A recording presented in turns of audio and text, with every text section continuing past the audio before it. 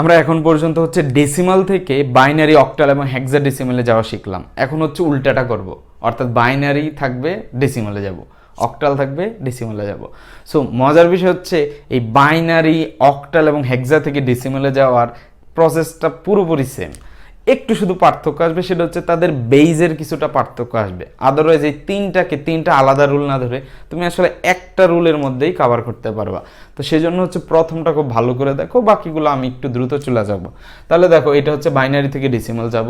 তো মাথায় রাখবা, বাইনারি থেকে ডেসিমাল বা হচ্ছে অক্টাল থেকে ডেসিমাল বা অন্য কিছু থেকে ডেসিমালে যাওয়ার সময় প্রথমে হচ্ছে রেডিক্স বিন্দুটা বের করবা। তো মাথায় রাখো, আমরা হচ্ছে ডেসিমালে যেটাকে দশমিক বিন্দু বলি, ধরো হচ্ছে এখানে হচ্ছে 2.5কে বলি যে পয়েন্ট হচ্ছে কি দশমিক, বাট এটা অন্যান্য সংখ্যা পদ্ধতিতে এটা জেনারেলাইজড একটা টার্ম আছে, সেটাকে বলা হচ্ছে রেডিক্স পয়েন্ট। তাহলে আমাদের কাজ হবে যে কোনো সংখ্যা পদ্ধতি থেকে ডেসিমালে যাইতে হলে রেডিক্স পয়েন্টটাকে আগে খুঁজে বের করতে হবে। তাহলে এখানে যদি তাকাও যে দেখো, এই যে এটা হচ্ছে আমাদের রেডিক্স পয়েন্ট। রেডিক্স পয়েন্ট থেকে আমরা হচ্ছে বাম দিকে একভাবে হচ্ছে পজিশন ওয়াইজ কি করব, ভ্যালুগুলো দিতে থাকবো এবং ডান দিকে একভাবে দিতে থাকবো।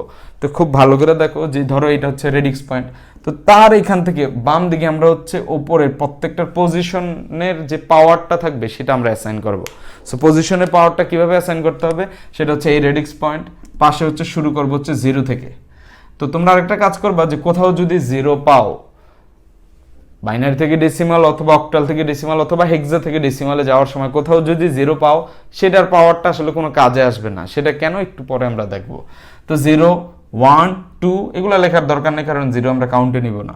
0, 1, 2 এটা হয়ে গেল 3। ওকে, রেডিক্স পয়েন্টের ডান দিকে হচ্ছে -1 থেকে শুরু হবে। রেডিক্স পয়েন্টের বামে 0 থেকে শুরু হয়েছে, ডান দিকে -1 থেকে শুরু হবে। তাহলে এইটার উপর পাওয়ার আসবে -1, জিরোগুলো বলছিলাম দরকার নেই, বাদ। তাহলে -2, -3, -4। তাহলে তুমি সিম্পলি যেটা করবা সেটা হচ্ছে এখন এই যে 1, এই 1কে পজিশনের ভ্যালু দ্বারা গুণ দিবা। তো পজিশনের পাওয়ার যেহেতু তুমি বের করে ফেলছো, ভ্যালুটা বের করার কোনো ইফেক্টই না, কারণ বাইনারি থেকে যেহেতু ডেসিমাল তার বেস কত 2, তাহলে আমরা সিম্পলি কী করবো, 2 কিউব দ্বারা গুণ দিব। ওকে, তো এই জিরোগুলা হচ্ছে এই কারণে দেই নাই যে ধরো যদি 0টা আমি কাউন্ট করতাম তাহলে এটা হয়তো 0, 1, ধরো এটা হচ্ছে 2, তো 2 এর জন্য কি লেখা লাগতো, 2 × 2 স্কোয়ার। তো 0কে যে কোনো কিছু দ্বারা গুণ দিলে আলটিমেটলি 0 হয়ে যায়, এবং যোগের ক্ষেত্রে সেটা আসলে কোনো পরিবর্তন আনবে না। সেজন্য আসলে আমরা আগে থেকে কি করি, এই 2 গুলাকে বাদ দিয়ে দিই, যে দরকার নেই থাক। এরপরে আসো যে 0, 0, এরপরে হচ্ছে 1, এই 1টাকে আবার কি করব, তার যেই পজিশনের যে ভ্যালুটা সেটা দ্বারা গুণ দেব। তো সেটা কিভাবে পাবো, পজিশনের পাওয়ার জানি এবং হচ্ছে বেস জানি। তাহলে আমরা হচ্ছে সিম্পলি কি করব, 2⁻0 দ্বারা গুণ দিব বেস, আর হচ্ছে উপরে কি পাওয়ারটা, তাহলে হচ্ছে পুরোটা গুণ দিব। দেন হচ্ছে পরের গুলা, এই 1 এর উপর দেখো -1, তাহলে এই 1কে গুণ দিব হচ্ছে 2−1 দ্বারা। আর পরবর্তী দেখো 0, 0, 0 হিসাব বাদ, কারণ যোগে কোনো কাউন্ট আসবে না। তাহলে এই 1 এর উপর আছে কত, 2−4। সো তুমি যদি সিম্পলি এটা দেখো, এটা মোটামুটি ক্যালকুলেটর ছাড়াই করা যাবে। সো পরীক্ষার হলে এমন বড় দিবে না, যেটা ধরো ক্যালকুলেটর ছাড়াও করা যাবে কিন্তু অনেক সময় লাগবে। সাধারণত এই জিনিসগুলো অ্যাভয়েড করে। গত বছরের গুচ্ছ পরীক্ষার ক্ষেত্রে এই কোশ্চেনগুলো দেখলে তুমি বুঝতে পারবা, সেগুলো সামনে আমরা আলোচনা করব। তো এইটার যদি তুমি হচ্ছে ডেসিমাল নাও, সেটা আসবে 9.56, যদি দশমিকের পরে 2 ঘর পর্যন্ত নাও, ঠিক আছে। আর যদি আরও 2 ঘর নাও, সেটা হচ্ছে এরকম আসবে। তো এটাকে সিম্পলি তুমি এভাবে লিখতে পারবা। তাহলে বুঝতে পারতেছো ভাই, বাইনারি থেকে ডেসিমালে তো তেমন কঠিন কিছু পাইলাম না, এক্স্যাক্টলি কঠিনের কিছুই নাই। তাহলে বাকিগুলোতে কি চেঞ্জ আসবে, হ্যাঁ এখানে দেখো 2 এর উপর পাওয়ার ছিল, কারণ এটা হচ্ছে বাইনারি থেকে গেছিলাম। বাকিগুলোতে গেলে তার বেসটা চেঞ্জ হবে, আর কিচ্ছু না। তাহলে আমাদের বলো তো 4005 এটা কিভাবে আমরা করব। তো আবারও বলছিলাম যে ফার্স্টে হচ্ছে আমাদের কি করবা, রেডিক্স পয়েন্ট আইডেন্টিফাই করবা। আইডেন্টিফাই করলাম, তাহলে রেডিক্স পয়েন্ট বাম থেকে হচ্ছে 0 থেকে শুরু করবা, পাওয়ার 0, 1, 0 গুলো বাদ, 2, 3, 4। আর যদি ডান দিকে যাও তাহলে কি আসবে, -1, -2। তাহলে আমরা কিন্তু পজিশনের পাওয়ারটা পেয়ে গেছি। এখন সিম্পলি জাস্ট কি করব, গুণ দিয়ে যোগ করে ফেলবো। তাহলে চলো, তাহলে এই যে এখানে 4 আছে, উপরে হচ্ছে 4, তাহলে 4 বেস কত 8, পাওয়ার কত 4। ওকে, প্লাস এই 0, 0 গুলো বলছিলাম কাউন্টে আসবে না, বাদ 5। তাহলে 5 ইন্টু দেখো 5 এর উপর কত 1, তাহলে হবে 8⁻1 দ্বারা গুণ। তারপর আছে 6, 6 এর উপর কত আছে 0, তাহলে 8⁻0 দ্বারা গুণ। তারপর হচ্ছে 7, 7 এর উপর হচ্ছে 1 দ্বারা গুণ। তারপর হচ্ছে 3 এর উপর কি আছে ইনভার্স 2 দ্বারা গুণ দিতে হবে। তাহলে মোটামুটি যদি এটা করো 75।